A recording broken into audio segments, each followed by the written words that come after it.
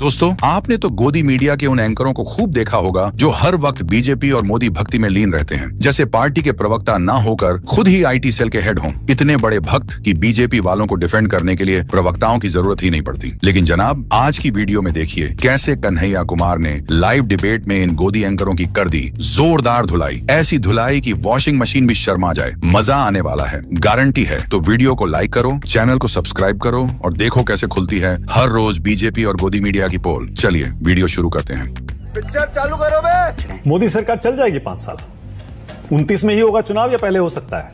क्योंकि बहुत सारे लोग ये कहते हैं, बिहार से जोड़कर देखते हैं, कहते हैं बिहार का जो रिजल्ट होगा उसके बाद तय होगा कि नीतीश जी बीजेपी के साथ रहेंगे केंद्र में या नहीं रहेंगे। अब देखिए, मोदी जी 2 बैसाखी पे चल रहे हैं। हाँ। एक बैसाखी इंपोर्ट करके लाए हैं आंध्र प्रदेश से, दूसरा बैसाखी इंपोर्ट करके लाए हैं बिहार से। ठीक है, तो दोनों बैसाखी पे ये सरकार है। अब क्या होगा नहीं होगा, हम ज्योतिषी तो हैं नहीं, लेकिन यह सरकार अल्पमत में है, इतना तो मैं जरूर आपको कह सकता हूँ। ठीक है, 240 नंबर जो है वो बहुमत नहीं है, अल्पमत है। बीजेपी कह रही है आप बांग्लादेशी मुसलमानों को बचाना चाहते हैं जिन्होंने यहाँ आधार, वोटर आईडी सब बनवा लिया। नहीं, और वो आपको वोट देते हैं। हम तो कहते हैं कि अगर बांग्लादेशी मुसलमान आकर के वोट दिए हैं तो सबसे पहले तो बीजेपी के सारे सांसदों को इस्तीफा देना चाहिए, सारे एमएलए को इस्तीफा देना चाहिए, सरकार को इस्तीफा देना चाहिए, क्योंकि बांग्लादेशियों का वोट लेकर के ये सरकार बना ली। बांग्लादेशी मुसलमान बीजेपी को कहाँ वोट देते? 2003 में बीजेपी को क्यों वोट देगा मुसलमान? तो फिर आप ही लोग तो कहते हैं मुसलमान तो बीजेपी फिर बीजेपी रोक क्यों नहीं रही है इसको?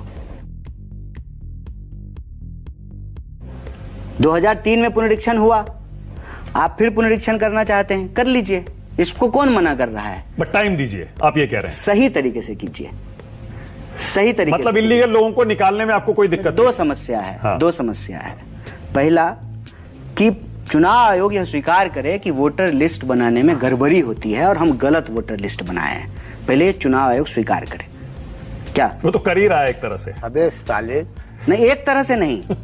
एक तरह से नहीं, देश के सामने आकर के चुनाव आयोग कहे कि हम गलत वोटर लिस्ट जारी करते हैं, हम गलत पहचान पत्र जारी करते हैं और हम गलत मतदाता सूची तैयार किए हैं, पहले ये स्वीकार करें। हाँ। अगर ये स्वीकार करेगी तो फिर राहुल गांधी के सारे आरोप सही साबित हो जाएंगे कि इस देश की चुनाव व्यवस्था खतरे में है और लोगों का वोट चोरी हो रहा है और सरकार के इशारे पे चुनाव आयोग काम कर रही है, ये आरोप सही साबित हो जाएगा।